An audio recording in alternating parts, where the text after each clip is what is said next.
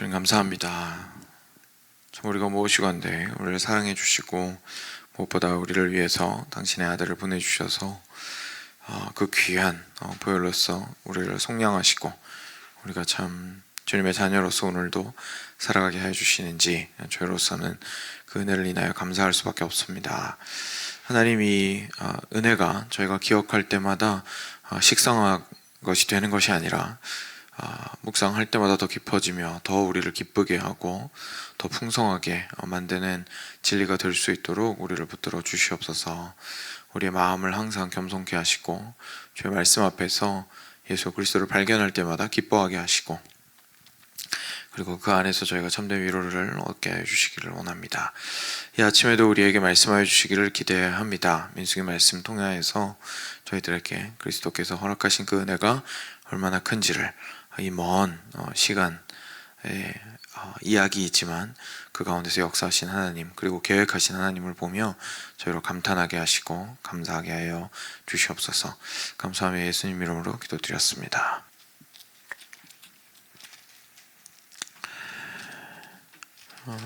민수기 3장 40절부터 51절까지입니다.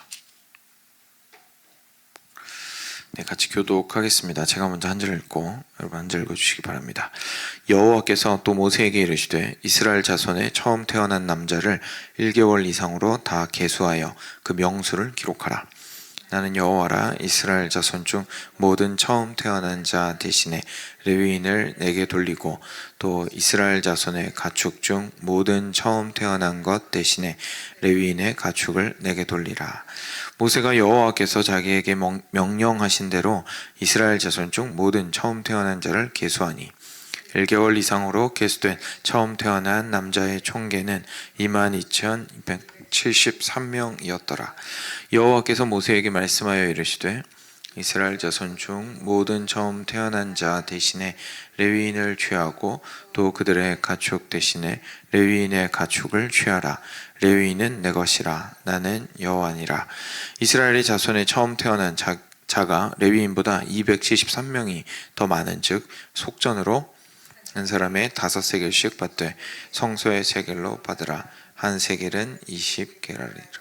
그 더한 자의 속전을 아론과 그의 아들들에게 줄 것이니라.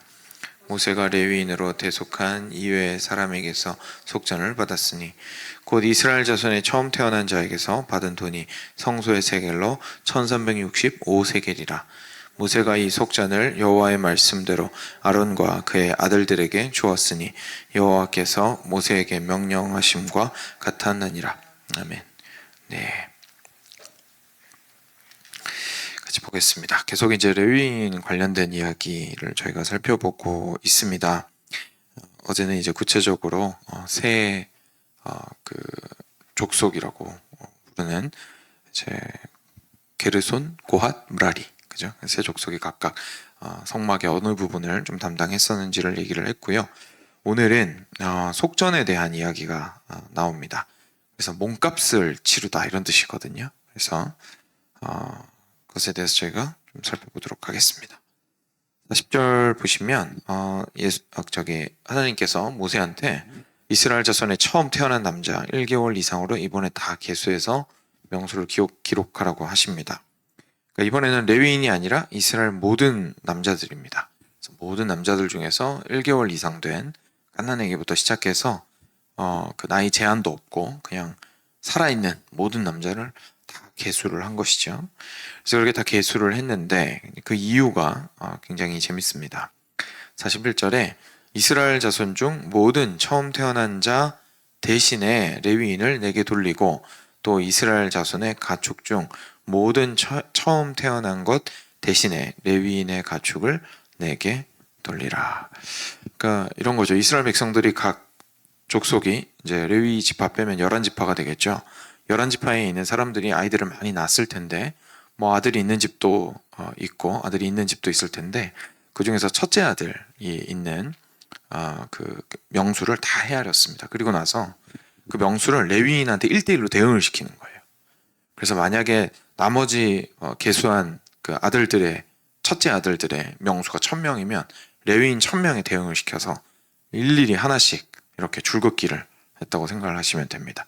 뭐 사람 대 사람으로 줄 그은 건 아니지만 명수를 맞춘 거죠. 그래서 정확하게 그 사람을 맞추도록 하셨습니다. 근데 이게 단지 사람한테만 그렇게 하신 게 아니라 가축에게도 그렇게 하셨습니다. 그래서 가축 중에서도 이걸 맏배라고 표현을 하더라고요. 처음 태어난 첫 배라고 이제 말하는 거죠. 그래서 맏배 가축들, 처음 태어난 가축들을 레위인이 가지고 있는 가축들에 이렇게 대응을 시켜서 마리수를 맞추라고 얘기를 하신 겁니다. 그래서 모세가 이제 처음엔 저희가 이게 왜 이러셨을까 싶죠. 계속 읽어보겠습니다. 모세가 여호와께서 자기에게 명령하신 대로 이스라엘 자손 중 모든 처음 태어난 사람을 계수를 했더니 이 사람들의 총계가 22,273명이었습니다. 그래서 2만 명이 넘었었는데요. 첫째 아들만 헤아렸기 때문이니까. 근데 그 뒤에 그 당시에 둘만 나온 것도 아니잖아요. 그래서 굉장히 많이 나왔었잖아요. 그렇게 생각해 보면 얼마나 사람이 많았는지 제가 약간 상상해 볼 수 있습니다.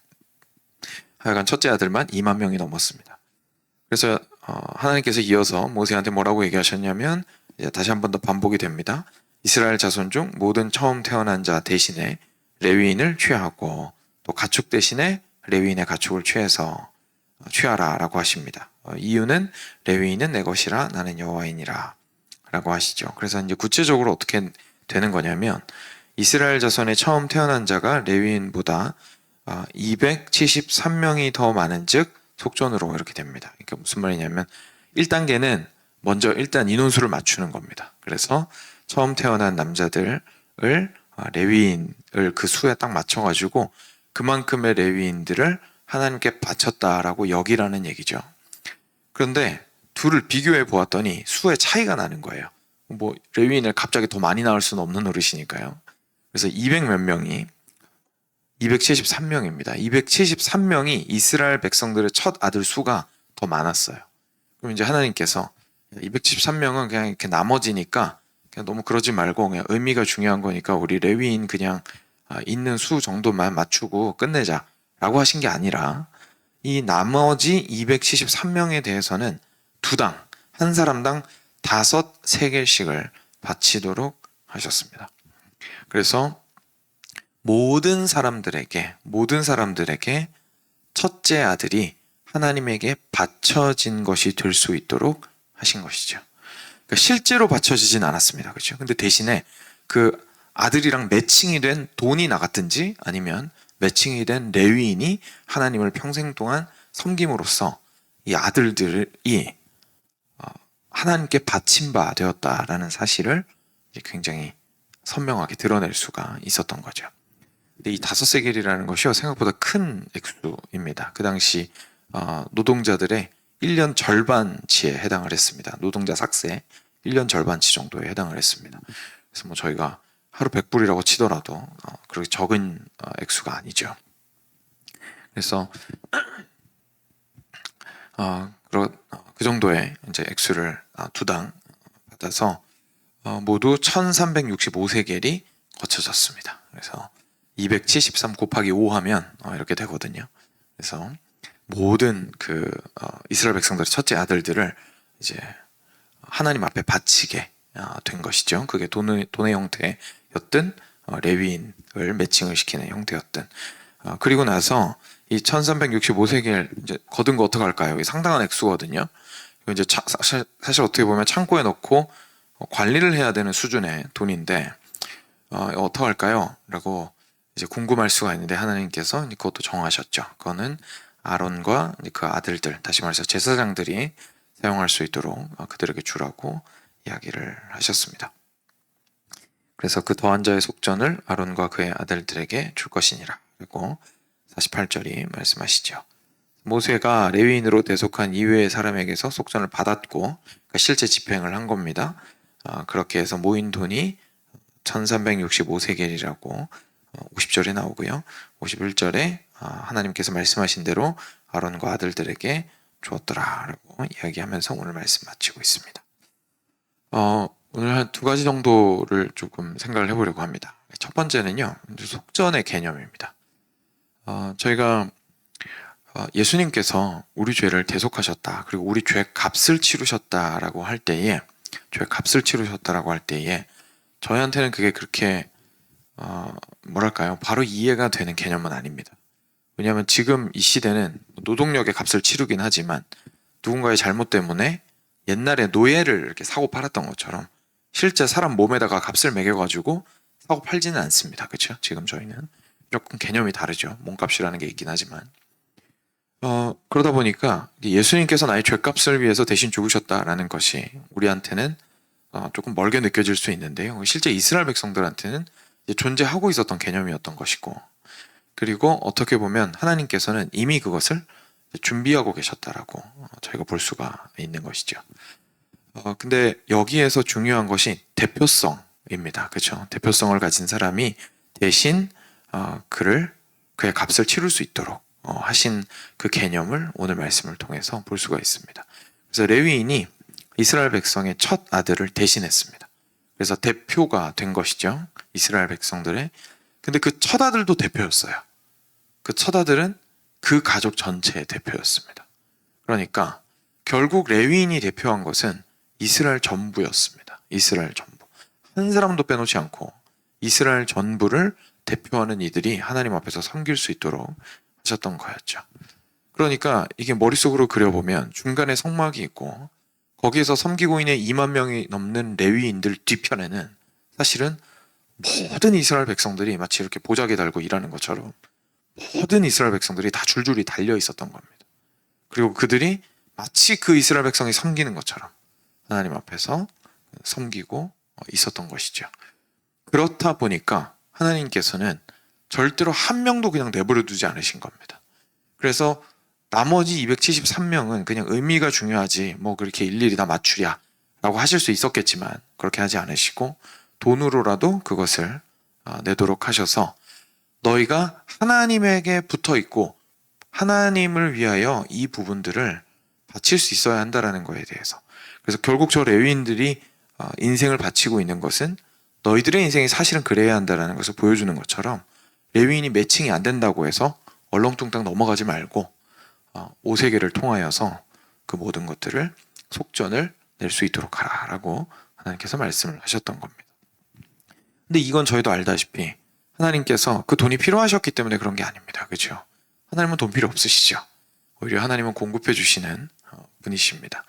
그러니까 하나님은 결국 어떤 것을 말씀하고 싶으셨던 것이냐면 너희들이 자유롭게 너희들의 인생을 살아가겠지만 양도 치고 뭐 소도 치고 뜨개질도 하고 여러 가지 일들을 하면서 살아가겠지만 거기에서 그 살아갈 때에 그 일이 무엇이든지 간에 그것이 나로 말미암은 것이고 나를 위한 것이라는 사실을 너희들이 잊지 않았으면 좋겠다.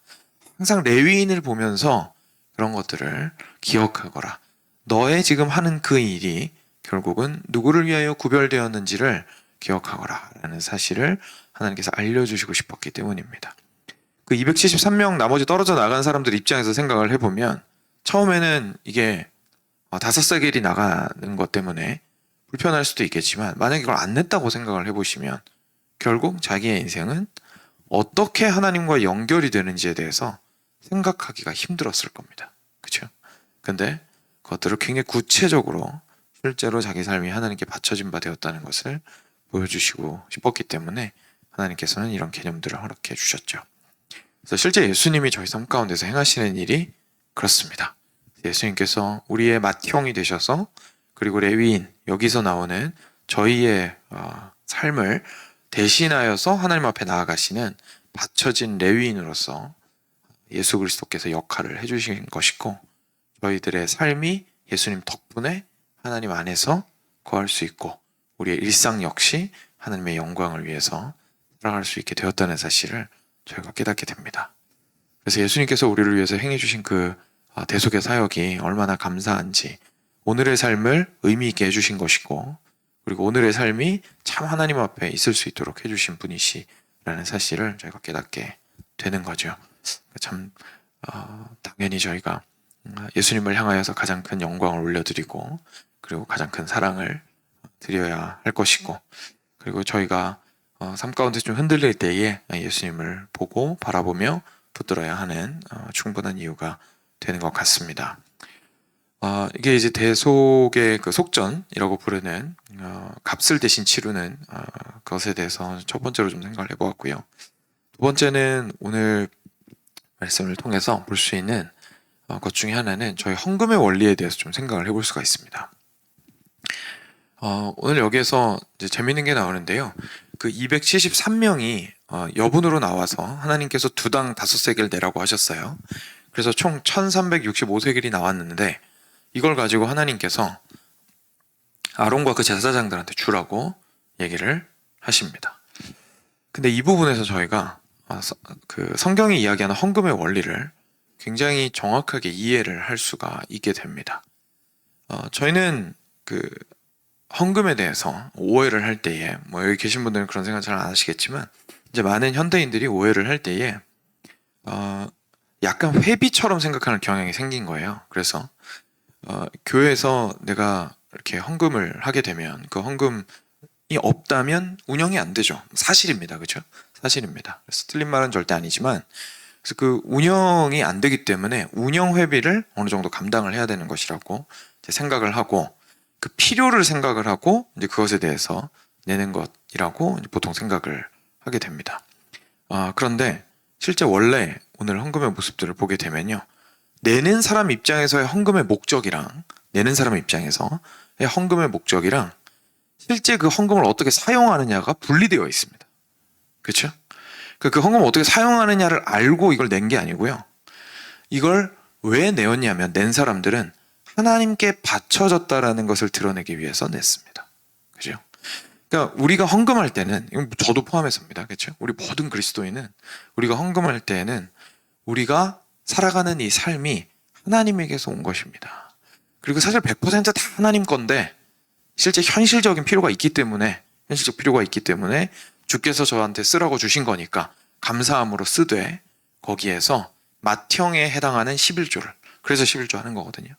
맏형에 해당하는 11조를 하나님께 드립니다. 그래서 저는 레위인이 하나님한테 바쳐진 것처럼 그리고 레위인 대신에 두당 5세겔을 바쳤던 것처럼 저도 적어도 10분의 1을 하나님께 바침으로써 제가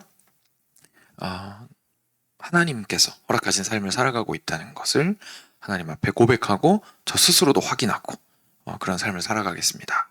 라고 하는 것이 우리가 내는 사람 입장에서의 마음입니다. 그러니까 내는 사람이 이 돈이 어디에 쓰일 것인지에 대해서 생각을 하고 내는 것은 사실 성경에서는 그렇게 나와 있지는 않은 것 같아요. 물론 신약에서 구제 헌금합니다. 그렇죠? 그러니까 아예 없는 건 아니지만 헌금의 가장 기본적인 개념을 생각해 본다면 저희가 일단 내는 사람 입장에서는 하나님을 향하여서 내는 것이다라는 것을 보게 돼요. 근데 실제 거친 돈이 하나님한테는 필요가 없습니다. 그렇죠? 실제 거친 돈이. 그렇기 때문에 그 기능을 하나님께서 이제 하나님을 더 잘 섬길 수 있도록 돕는 데에 사용을 하신 것이죠.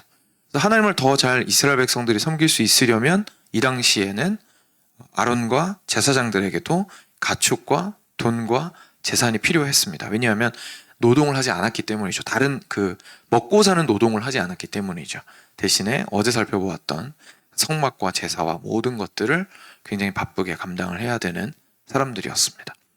그래서 결국은 그 돈을 그들을 위해서 사용을 함으로써 다시금 하나님을 섬기기 위하여 이스라엘 백성들이 유익을 얻을 수 있도록 하신 것이 하나님께서 이 돈을 사용하신 방법이었습니다.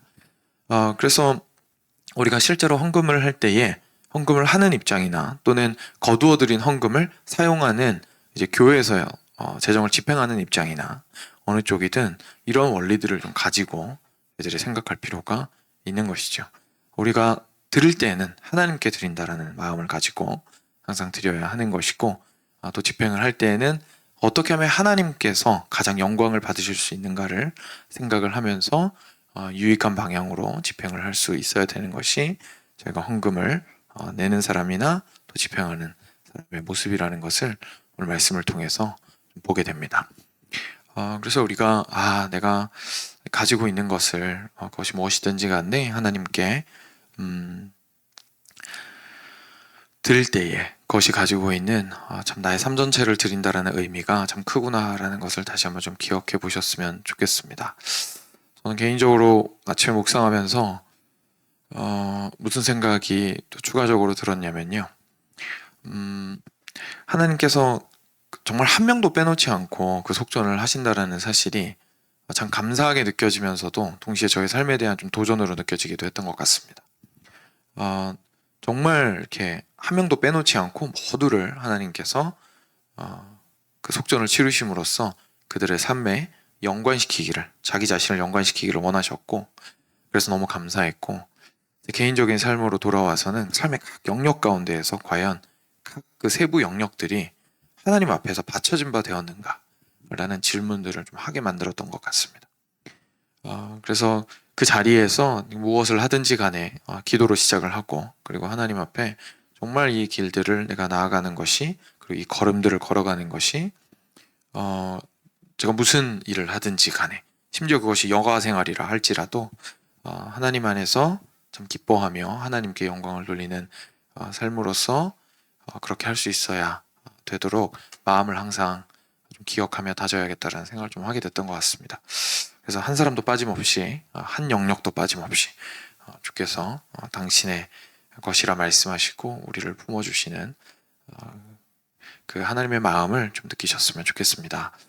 네, 그럼 같이 기도하겠습니다. 들으신 말씀 기억하시면서 먼저 같이 기도로 나아가도록 하겠습니다. 같이 기도하겠습니다.